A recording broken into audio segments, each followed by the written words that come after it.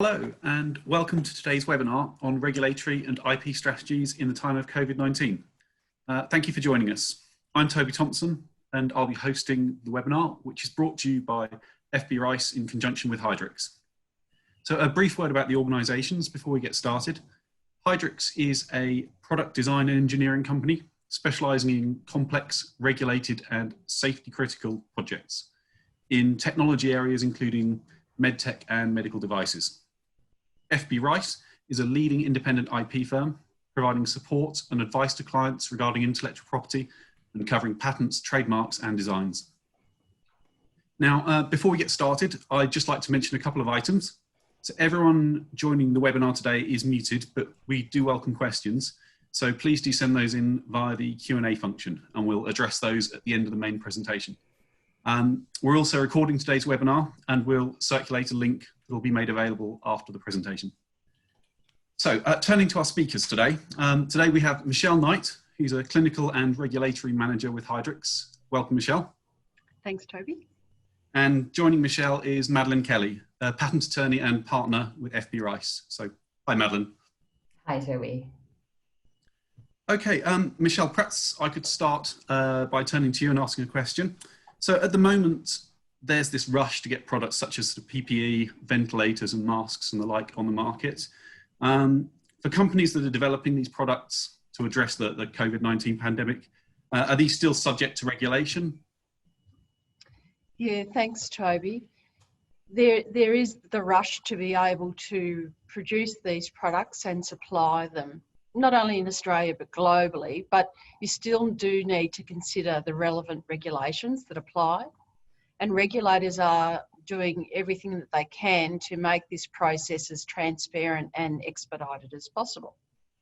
So regulators are receiving a number of calls and inquiries from manufacturers who are keen to produce products, and they're using novel technologies and advanced manufacturing pathways. And 3D printing is a good example of this. To assist in this process, the regulators have provided expedited pathways for personal protective equipment and ventilators and other medical devices to combat and treat patients with COVID-19. In Australia, the pathway is an emergency exemption, and that applies for medical devices in general in the context of COVID-19, but also specifically for PPE and other articles, ventilators and accredited laboratories. In the US, there's a similar process and it's called the Emergency Use Authorisation. And both of these processes enable these products to be used in healthcare facilities during the COVID-19 crisis. Regulators have provided clear definitions about what the products are to be considered under this exemption. And the TGA has also provided access to applicable standards that enable Australian manufacturers who are keen to participate and produce these products ready access to information in order to do so. So how can Australian manufacturers assist in the response to COVID-19, Michelle? Yes, so if you're an Australian manufacturer and you are keen to be able to produce these products, then you need to consider that you have appropriate certification to manufacture and supply products here in Australia. And that's compliance to ISO 13485. If you don't have this certification, then we suggest that you register your interest and your core competencies at the Advanced Manufacturing Growth Centre. They'll put you in contact with manufacturers who have this certification and enable these products to be produced. And is COVID-19 triage or diagnosis software regulated? Yes, so software also needs to be considered, and companies are keen to be able to develop software to assist in the tracing or tracking or treatment of patients with COVID-19. This software can be clinical decision support exempt if it enables the health professional to independently review the recommendation and to decide on their own treatment options rather than the software doing it for them. In particular, the software can't be intended by the producer to acquire, process, or analyse images from in vitro devices or from medical image acquisition systems. And all other medical devices, such as ventilators and blood purification systems, are regulated and can go through these expedited approval pathways. Thanks very much, Michelle. Madeline, if I could turn to you and ask you about the IP side of things.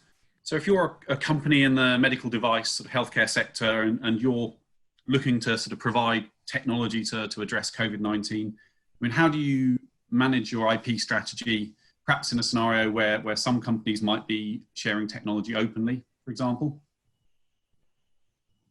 So these are extraordinary times. Some of the greatest minds of our generation are directing their attention to finding solutions to diagnose and treat COVID-19. And with this hotbed of creativity, there will invariably be a great deal of medical device innovation. Now, under normal circumstances, in normal times, company strategy would tend to dictate that IP relating to such innovations be protected. But these aren't normal times, and in view of the great humanitarian crisis, there's a great deal, or there appears to be a great deal of pressure on companies to openly share these innovations. But I suppose the question is, can you have your cake and eat it too? Can companies make a meaningful contribution to the fight against COVID-19, but still retain control over their innovations? And this is exactly what having IP does. It gives a company control over the use of that technology. It gives a company choices. So the company can then decide whether they want to prevent others from using the technology and perhaps supply the market themselves, to assign those rights to somebody else, to grant licenses to third parties, or even to share the technology freely.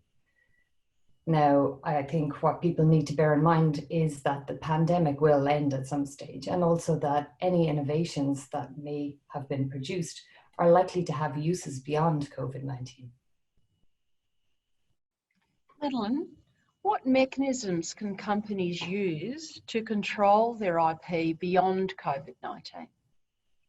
So this is where licensing can be a great option, and I have actually an example of this, and it's a collaboration between University College London and Mercedes AMG high performance powertrains. So now what this team has done is developed a continuous positive airway pressure CPAP device. And it's an improvement over existing devices in that it optimizes oxygen consumption. Its contribution to the fight against COVID-19 is that it reduces reliance on ventilators, which then may be kept for use with only the severely ill. It's relatively simple to manufacture and it can be produced quickly. Now, what the team have done is they've decided to share the technical specifications for the device for humanitarian purposes. And they're doing this by way of a 2-year license to a design and manufacturing instructions package to a particular group of people. So in this way, the team is able to maintain control over who uses the technology, for what purpose, and for how long. And it also ensures quality over the manufacturer. And of course, anyone seeking to manufacture and use the technology must have regulatory approval in the relevant country. Thanks, Madeline. So Michelle, if I can come back to you. You mentioned regulatory exemptions earlier. What about the situation where there's not an exemption available? Are there still ways to speed up the regulatory process for Australian companies? And also, I guess, are there any issues for Australian exporters who might be looking to supply equipment to other markets? Yeah, so I've got a couple of examples to talk through in the Australian context. The first is for personal protective equipment, or PPE.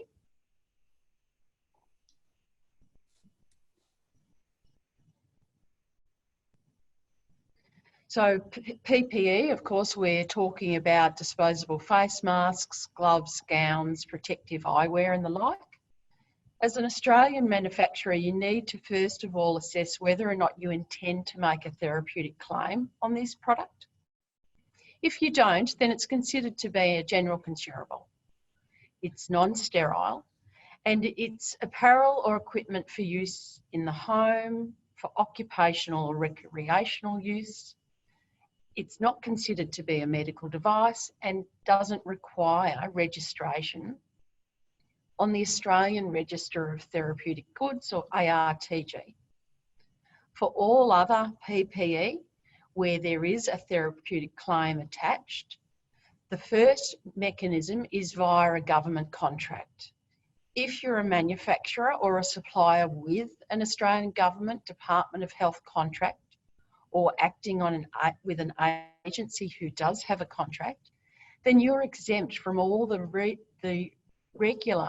regulatory pathways within Australia, such as conformity assessment procedures and certification, and you don't need to register your device on the ARTG. If, however, you're a manufacturer in Australia or a supplier without a government contract, then I suggest that you submit an organisational details form to the TGA via the ebs@health.gov.au website. And this registers you as a TGA client and will enable you ultimately to list products on the ARTG. Again, as an Australian manufacturer, if you're certified to 13485, then you can apply to the TGA for an expedited device registration for PPE. However, you're not exempt from essential principles, conformity assessment procedures or certification, and you do need to register your product on the ARTG. As I mentioned earlier, if you're a manufacturer without ISO 13485 certification, then you should register your interest and core competencies with the Advanced Manufacturing Growth Centre. They can put you in touch with manufacturers who are certified. Through this expedited registration process, TGA then provides you with approval to supply your product to Australian healthcare facilities. The next example I'd like to talk you through is ventilators. If you're an Australian manufacturer, ventilators to be supplied in the Australian market must be manufactured here. They need to comply with minimal acceptable performance standards and have desired features intended for use in adults. They also need to be verified to the UK MHRA guidelines, and both of these documents are provided on the TGA website. As an Australian manufacturer for ventilators, you need to complete the following documentation to include with your submission. You need to complete a features and risk assessment checklist, test procedures and results template. You need to provide a declaration that the device has been manufactured in accordance with the minimal technical requirements, and complete an instruction for use checklist. As a ventilator manufacturer here in Australia, you also have obligations, and these are ongoing obligations for reporting, record keeping, and inspection and testing. You apply for expedited approval of an Australian manufactured ventilator through the TGA Device Conformity Assessment Section, DCAS. This expedited process then will enable TGI to provide approval to supply the ventilator to healthcare facilities during the COVID-19 pandemic.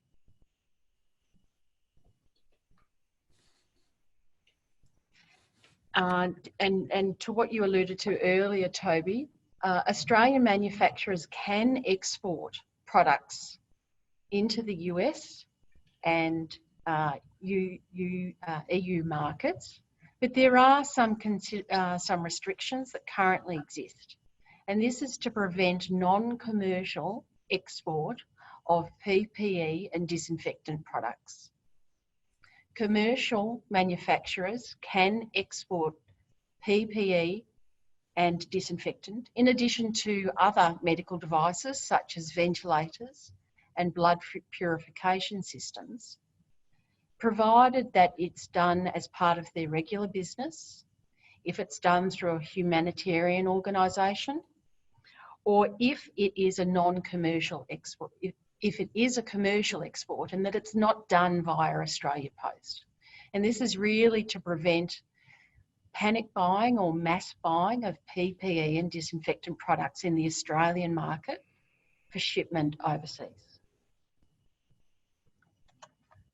Great, thanks, Michelle. That's very helpful. Madeline, if I could perhaps come back to the IP side of things. I mean, does IP go out the window when people are developing technology for the public good? I mean, should it cease to matter? I think it must be appreciated that it takes significant time and money to develop new technology. And really, investment is only going to be made where there's a reasonable likelihood or opportunity for an investor to obtain a decent return on their investment. Now, owning IP and having the right to control access to the technology provides a mechanism for recovering those investment costs. Having IP is usually one of the essential requirements in attracting investment to develop technology that might otherwise just sit on the shelf. So that remains the case even in today's climate. Madeline, does owning IP give companies unlimited power over the use of that technology? Owning IP does not give unlimited power over the use of technologies. Most countries have compulsory licensing and government use provisions, and those allow governments to use an invention where necessary or to authorize other companies to supply a patented product where demand can't be met. And that is without the say-so of the patentee.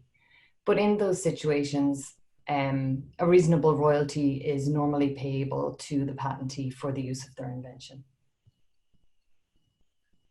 Thanks, Madeline. If I could stay with you, could I just ask, what are the kind of commercial or public relations type of considerations that apply to sort of IP and IP strategy in the time of sort of pandemic as we are at the moment? So I guess a key issue is going to be company image and public relations. While having IP allows control of access to a technology, how you use that power is going to be important. So in the present situation, being perceived as overly profiteering or perhaps obstructing access to essential treatment could have long-lasting negative consequences for a company's reputation. So a balance needs to be struck there. Another issue is freedom to operate. So for those looking to develop and launch new products rapidly, they need to be aware that there may be third parties out there who have patents which cover your new product. Now, normal rules governing infringements still apply. So unless governments have granted compulsory licenses, those other patent holders may be able to stop you launching your product. So it's important to do your due diligence and perform some freedom to operate analysis before investing significant amounts of money in the production development of new products and launch of new products, of course. So if you're considering doing that, you really need to be careful about freedom to operate. Thanks, Madeline. And Michelle, if I could ask you, what role do ethical and privacy considerations have in this sort of desire to move quickly to release new technology? Yeah, so there certainly are privacy and ethical considerations. Privacy, first of all, protection of data, personal data, comes under the general data protection regulations, and they recognise that in certain circumstances like these that we're facing with COVID-19, that personal and health-related data is to be processed when fundamental rights are at stake. And these rights are other than those rights relating to data protection by publicly by being able to share personal data and health-related data. It enables ready use of technology to assist in managing COVID-19. And of course, data controllers need to understand that there have to be organisational and technical measures in place which consider the context and scope and use of data. Michelle, would COVID-19 justify the use of technologies or practices maybe which deviate from usual data security standards, maybe with the aim of facilitating speedy and safe response to emergency situations? Yeah, absolutely. So to enable governments to respond very quickly to outbreaks of COVID-19 within the community, the Australian Government COVID Safe app is a great example of that. Using Bluetooth technology on your mobile device to look for other mobile devices that also have that technology installed. And this then enables very quick tracing of individuals, of course, with your consent to use the data to minimise the spread of COVID-19. Another example of this is ventilators and the monitoring, or remote monitoring or adjustment of parameters for ventilators. This then minimises the risk for healthcare workers needing to have direct exposure to patients with COVID-19 if they can monitor ventilator function remotely. Ethical considerations, of course. In times of limited supply, medical devices are allocated on the basis of clinical need and the ability to achieve the greatest chance of success. So emergency use authorisation or emergency exemption and expedited regulatory pathways ensure the ready supply of these products for healthcare workers and institutions to combat COVID-19. Great, thank you, Michelle. Look, thank you both for your thoughts on this topic. I'd like now maybe to look at what questions others might have on this area. And we've got a first question from Lawrence here, which I think is probably for Madeline. Is IP an important consideration in China, and how enforceable is it? I guess IP is important anywhere, and more recently the number of filings in China have greatly increased.